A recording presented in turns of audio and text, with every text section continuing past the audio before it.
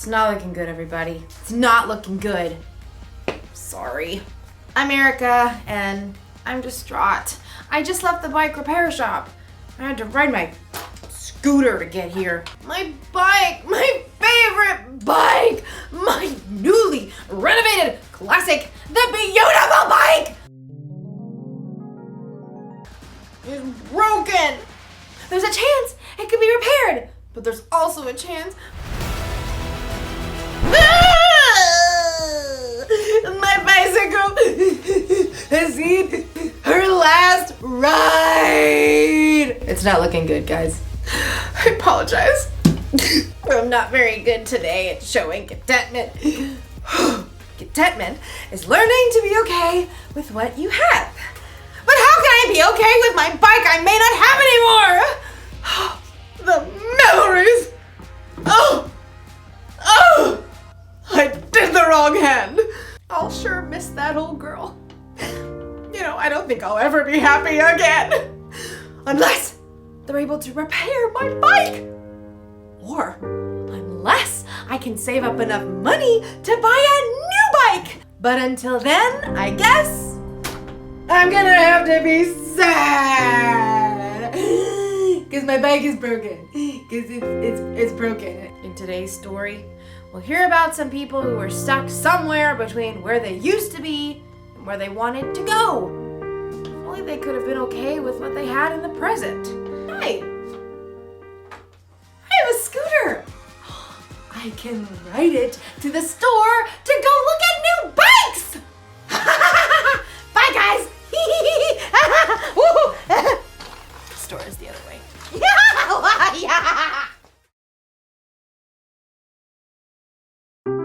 The Bible.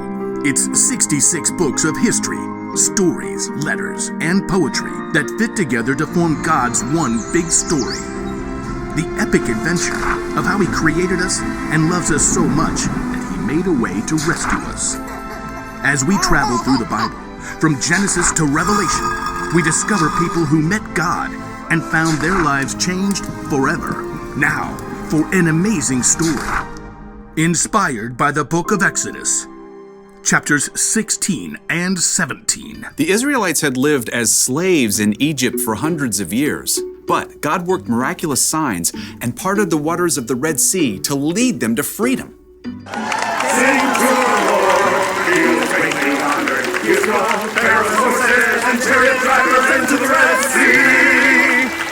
God's people were free, but it didn't take long for all that singing and celebrating to turn into whining. The Israelites complained to their leader, Moses. You must want all of us to die of hunger out here. Yeah, we had it good in Egypt. All the food we wanted. You do remember you were slaves, right? But we had so much meat we could barbecue every day. The people continued to grumble, so Moses took their complaints to the Lord. The people don't trust you to give them food. I will rain down bread from heaven for you. The people must go out each day. Have them gather enough bread for that day. Moses and Aaron called the people of Israel together to share God's words. Come to the Lord. He has heard you speak against him. As Aaron spoke, the glory of the Lord appeared as a cloud in the desert. Once again, God spoke to Moses. Tell the people, when the sun goes down, you will eat meat. In the morning you will be filled with bread. Then you will know that I am the Lord your God. Moses and Aaron told the people everything that God had said. In the evening, you will know that the Lord brought you out of Egypt, and in the morning you will see the glory of the Lord. He will give you meat to eat in the evening. He'll give you all the bread you want in the morning. Ha! Seeing is believing. Then you should probably look over there. Whoa. A large flock of quail, more birds than anyone had ever seen, settled upon the camp like a twittering, fluttering ocean. Quail barbecue for dinner! That evening, everybody in the camp ate their fill, and in the morning, heavy dew settled on the ground, and as it dried, it left something behind. What's this? Looks like snow. Like what? The stuff that falls on mountaintops. Flaky, white, Tastes like honey. This is manna. It's the bread the Lord has given you to eat. Gather only as much as you need for the day. What about tomorrow? Don't keep any of it until morning. God will give us what we need then. The Israelites gathered up the manna, sharing until each family had enough. Manna cakes, manna pudding, manna tostadas. Manna and quail pizza.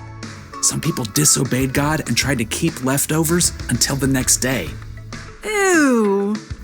But any manna kept overnight, filled with maggots. As long as the Israelites stayed in the desert, the Lord provided fresh manna for them to eat every single morning. Time to move camp. The Israelites soon moved to their next camp in Rephidim, and although manna was plentiful, fresh water was not. Seriously? I am so parched. Even though God had worked miracle upon miracle and provided food from nowhere, the Israelites still panicked. They turned on Moses once again. Give us water to drink right now. Why are you arguing with me? Don't you trust the Lord? Why did you lead us out of Egypt? At least we had water there. Now we're all going to die of thirst. The Israelites were so angry, they actually picked up stones to throw at Moses. Frustrated, Moses cried out to the Lord. What am I going to do with these people? They're ready to kill me. Go out in front of the people. Take the walking stick you used when you struck the Nile River. I will stand there in front of you by the rock at Mount Horeb. Hit the rock, then water will come out of it. Thank you, Lord. Moses called the leaders and the people of Israel together. Come up with me to the rock at Mount Horeb. The huge rock overshadowed Moses as he walked beneath it, walking stick held high. Now see what God will do. Moses struck the rock.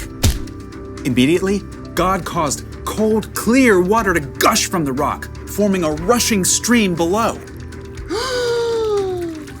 Not bad. Yeah, I guess it beats Egypt. For now.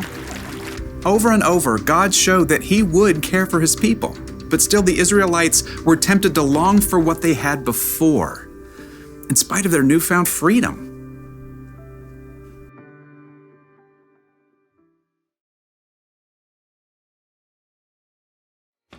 The Israelites were slaves in Egypt, but then God rescued them and brought them into freedom. You'd think they would be overjoyed, but instead, they whined and complained about what they didn't have. Now, it's easy for us to look back at the Israelites and think, how could they act that way? Didn't they realize what God had done for them? But the truth is, we can sometimes whine and complain when we don't immediately get what we want. Sometimes we look backwards, like when we start a new school year. My teacher last year didn't give us much homework.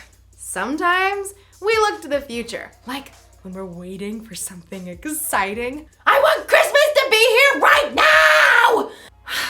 We spend all this time looking backward and forward that we completely forget to look at what we have right now. For instance, right now, I may not have a bicycle, but I do have a scooter. What about you? Think about it. Don't think about what you don't have. Think of what you do have. It could be a favorite toy or a favorite thing to wear. Could be friends. Could be a place to sleep at night. Could be family. What do you have right now? I can tell you one thing you have, no matter who you are. You have a God who loves you so much that He sent His Son Jesus to die for you. And that will always be true. Here's the one thing to remember today. Don't miss out on what you have right now. Right now, I have a good attitude. I've got strength and energy.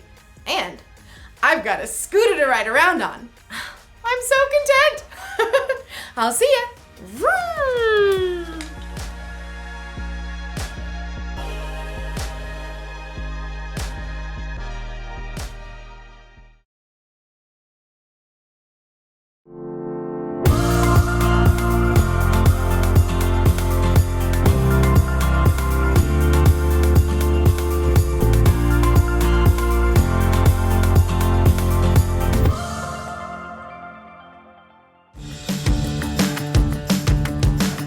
Dear God, I don't have any friends around here who have 4 older brothers. I get hand-me-downs. Everything has someone else's name scratched on it. I have books for school with Jackson's name all the way through it. I have a shirt with Jacob's name on it, and I don't even want to talk about Joseph.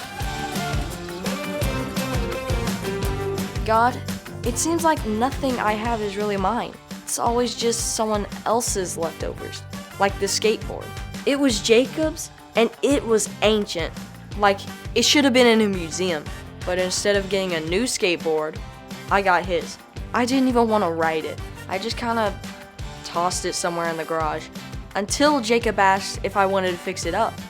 He does stuff like that. He knows a lot about repairs on his car and bikes and things. So we started working on it together. He let me do what I wanted. It was going to be mine, he said, so it should look like it belongs to me. So I chose purple for the deck, added some new grip tape, replaced the wheels, and added some flames. Oh yeah. Jacob said it was wild. God, sometimes I forget how much you've given me. And most times, I forget how I really like my brothers. Julian.